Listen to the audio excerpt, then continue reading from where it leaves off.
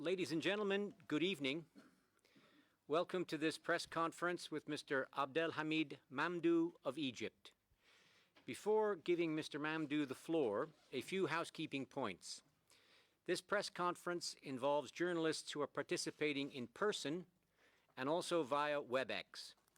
If you are participating via WebEx and would like to ask a question, please raise your hand by pressing the icon at the bottom of your screen. I would also be grateful if all journalists would please identify themselves and their news organization before taking the floor. Interpretation in the room will be provided in English, French, and Spanish. The complete bio for Mr. Mamdouh is available now on the WTO website, and the statement he has just delivered to the General Counsel will be on the site very soon. Mr. Mamdouh will give a brief opening statement, and then we will take your questions. We will have precisely 30 minutes for this press conference. Mr. Mamdouh, you have the floor, please. Thank you very much, Keith, and thank you everyone for being here. I just finished my meeting with the General Counsel, encompassing the 164 members of the WTO, and what I was delivering to them was the logic of why I am here, why I'm running for this post, but also what I think I can bring to the table. And in brief, what I bring to this process of selection now is my 35 years of experience in the multilateral trading system, starting as a negotiator for Egypt when we started the Uruguay round, the biggest and most fundamental reform project in the history of the multilateral system, which transformed the GATT into the WTO. And in that reform process, a lot of experiences and a lot of lessons that come rushing back to memory now when I look at the WTO and look at the challenges that the organization is facing and the existential crisis that it is going through. I also gave my vision about what went wrong with the WTO, why are we in the situation we're in today. I referred specifically to the chronic imbalance in the fundamental vital functions of the organization, the three pillars, dispute settlement, negotiation, and the regular functions of transparency and deliberation. And the analogy I used for the WTO system was that of a tripod, that the system stands on those three legs, and there has to be weight distribution balance across the three legs. But what we have seen over the past 25 years was that the dispute settlement function gained strength because of the automaticity of procedures, while the other functions have subsided completely.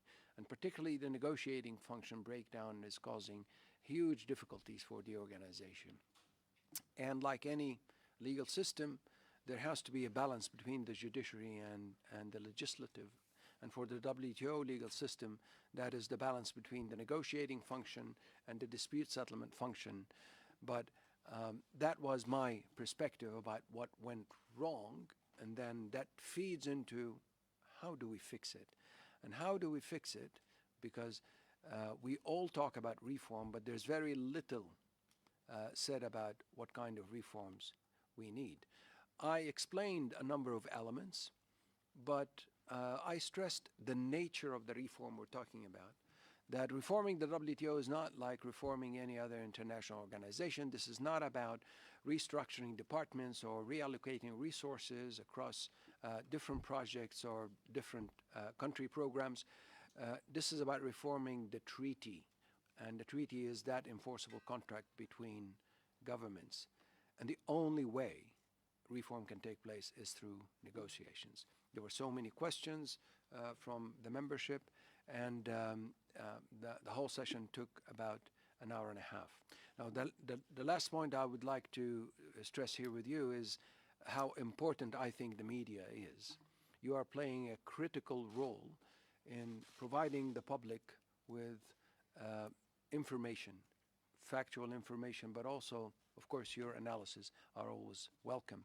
And the technological development that we are witnessing now because of COVID-19 is also expanding the reach of your tools across borders in ways that I think are going to stay with us from now on. So with that, thank you very much, Keith, and back to you. Thank you very much. Let's start with a question from Laurent. Vous avez la parole, Laurent. Thank you, Laurent Siro, Swiss News Agency. Good to see you again. You recently said that you have a unique profile to offer to member states, not having been a minister and not being a minister. Could you fill in the Q&A session any either interest or concern for that unique profile from the member states? I did not detect any concern. I explained in all sincerity and honesty why. I see a fundamental difference between the mindset of a minister who is by definition an executive who executes a policy agenda and who advocates a certain line and does that so often in the face of opposition and sometimes in the negotiations in the face of other ministers. A minister always takes a national perspective. The WTO Director General is an honest broker, and he must have a different mindset. Political leadership is necessary for the WTO, but I say that political leadership is not always synonymous with ministerial leadership. But I did not detect any kind of objection to that. Thank you. Bryce, you have the floor, please. Bryce Bashik with Bloomberg News. Thank you for attending this press conference. Wanted to ask you, can you say in a succinct way, what is your vision for fixing the WTO, and what is your strategy for accomplishing that? Thank you. You said succinct, right?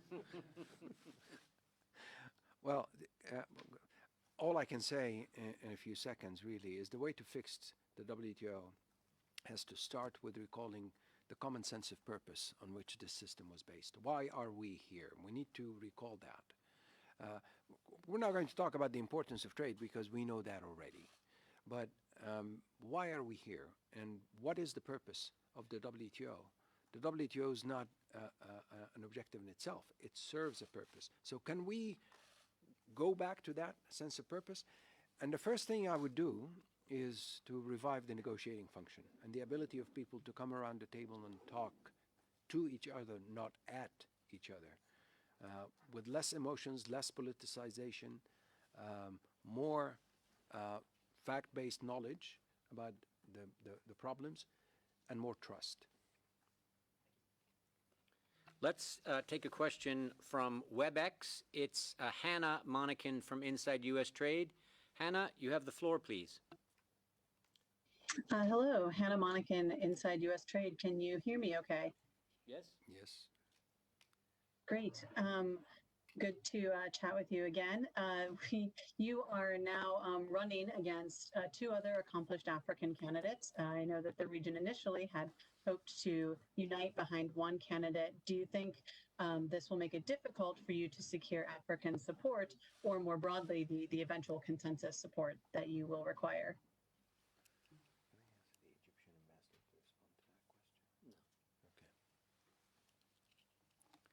Thank you, Hannah, for the question.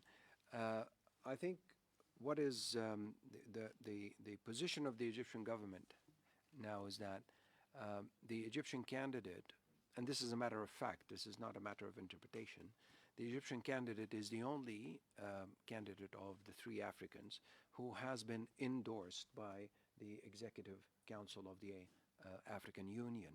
Now, of course, that is the African process. What is happening here in the WTO does not depend on what happens in Addis Ababa. But in terms of characterization or description, I think the respectable, honorable candidates from Kenya, and Nigeria have not passed through the processes and procedures of the African Union as the Egyptian candidate did. We have a WhatsApp question from Sumaya Keynes from The Economist. Do you think there needs to be any change in the role of the WTO Secretariat and their interactions with members? Well, I believe that the WTO Secretariat can play a more useful role than it is playing now. We have an extraordinary world-class body of expertise and knowledge in the WTO Secretariat, and it needs to be put at the disposal of the membership. Now, of course, the WTO is member-driven, but the Secretariat has historically played a critical role in bringing before the membership the information, the analysis that they need in order to conduct their business, particularly in the areas of negotiations as well in the areas of analyzing new issues, things like e-commerce, trade and environment, and many others. And that role needs to be revived. Of course, the WTO is member-driven, but the Secretariat plays an extremely valuable role. And in my view, if I am chosen as Director General, I would do everything I can to bring that role of the Secretariat back to where it was in the past. Thank you. Thank you very much. For Christian Ulrich, please. Hello, I have two questions, but very short ones. Is there a particular Egyptian vision that you bring to the table that makes you stand apart from everyone else? Is there something that you, with your experience as an Egyptian, have to offer? And the second one is, don't you think it's time, although your candidacy, of course, is very valuable, don't you think it's time for a woman to lead an organization like this one? Thank you. Thank you. My Egyptian perspective actually is that of a developing country facing all the challenges, but also my personal Egyptian perspective is that of an Egyptian negotiator who came here to Geneva in 1985, struggling to navigate through the new issues and challenges then faced by the GATT system. We were faced with issues we haven't heard about before. We've never heard about trade and services. We're talking about 85. And for us, for an Egyptian, and not just an Egyptian, but most countries, services were government functions performed by public utility entities. So to talk about trade and services was a daunting conceptual challenge to deal with. So I understand, as an Egyptian negotiator, what negotiators from developing countries and least developed countries face by way of challenges in terms of negotiating capacity. Is this the time for a woman to lead? Any time is the time for a woman to lead, of course. One of my points that I raised is that I believe firmly in gender equality and diversity. But there is a question also about looking at the necessary attributes as opposed to the desirable attributes. And of course, I would bow in respect for the selection of a woman. I would caution, however, if that becomes the primary criterion, as opposed to a desirable criterion, then my point here would be to just act in the best interest of the organization. Thank you very much. The next question is from Ling Xin from Xinhua. You have the floor, Xin. Thank you, Keith. Good afternoon, Mr. Mamdouh. Xin from Xinhua News Agency. My question is, you participated in the negotiations and the drafting of the General Agreement on Trade and Services 25 years ago. According to your personal experience, what is the key to have the consensus among all members to reach an agreement? And if selected as the Director General, what's your specific plan to help build the consensus? Thank you. Thank you very much. The key to consensus is, in my view, two things. First of all, mobilize the support for a common purpose. Common purpose. You need to define the purpose of what we're doing in order to facilitate convergence. If we don't clarify that, I think we're going nowhere. It's like the analogy that I was drawing in the General Council now is that I feel like we are in the same boat, but we're not rowing in the same direction. So you need to have a common sense of purpose and direction. The thing about consensus also, which I've learned from that experience, is that consensus is the golden rule for how this organization functions.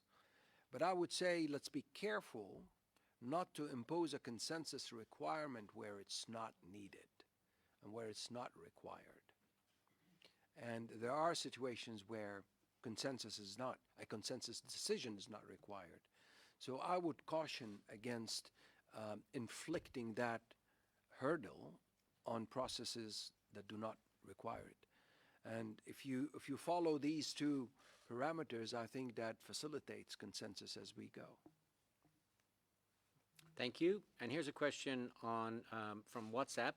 It's from Florencia Carboni from Trade News in Buenos Aires, Argentina. The question is, what do you think should be the role of the United States and China in the new WTO?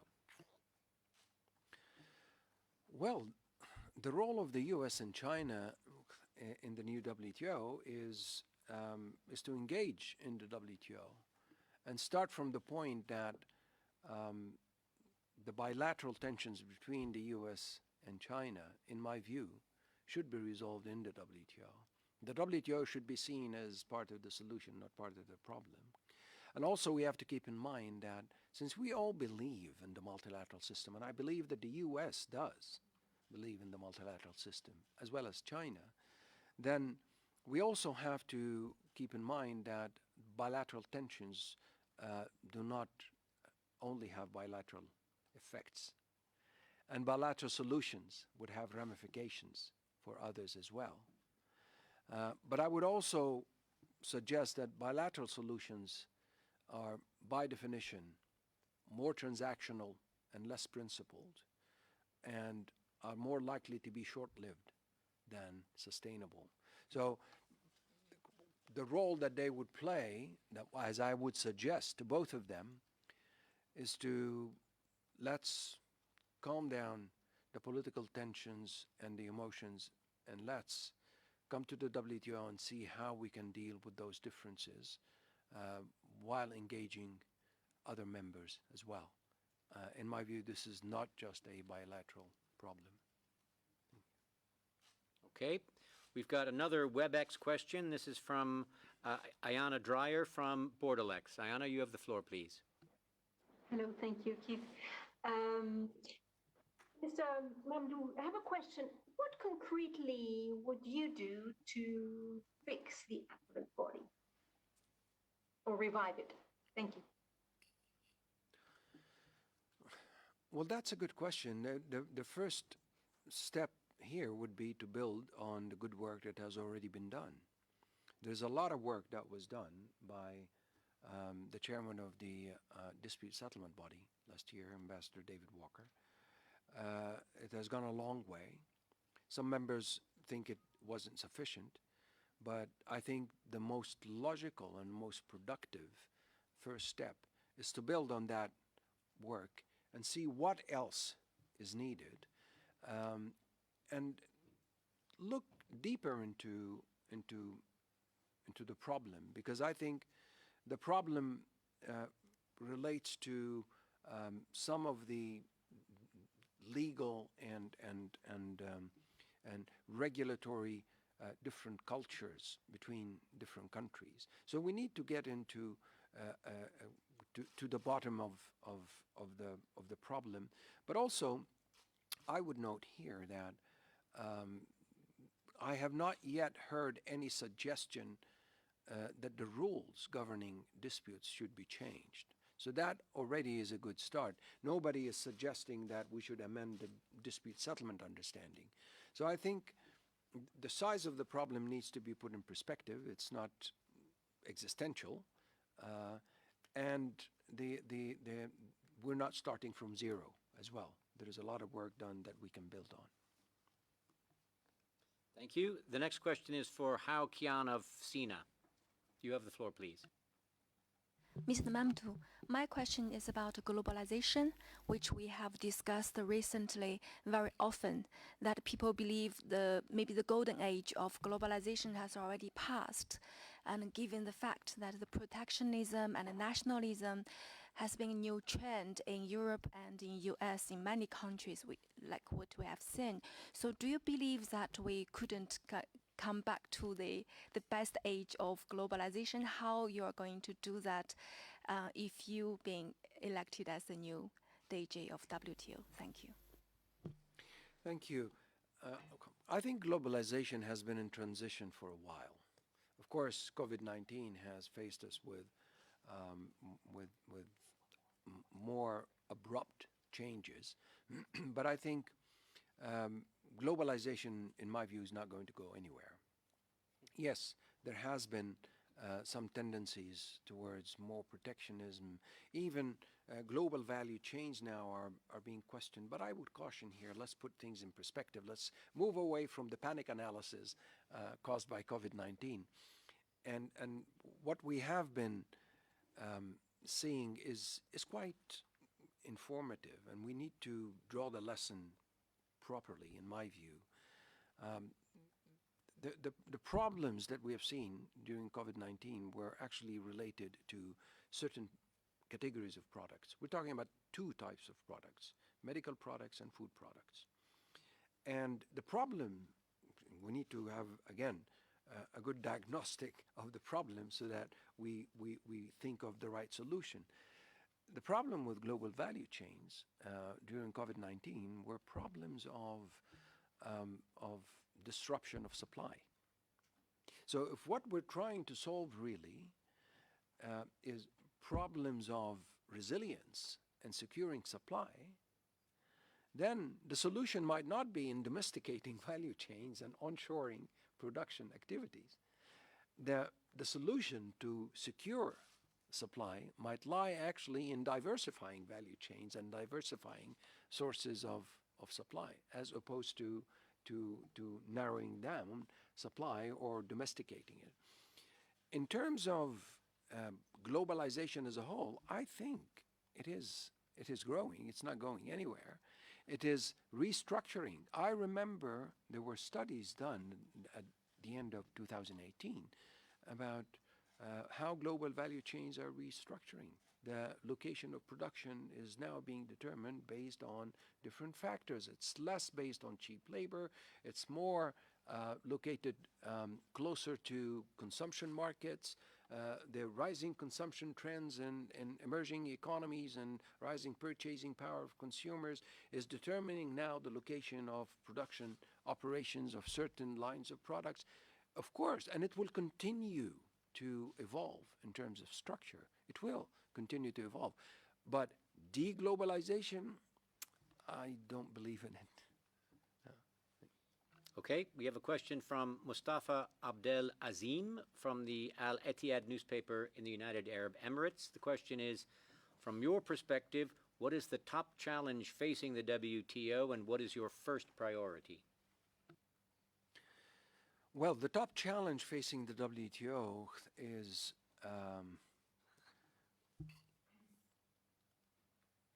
the fading common purpose, the fading sense of common purpose. Because if we lose that, then the WTO is lost.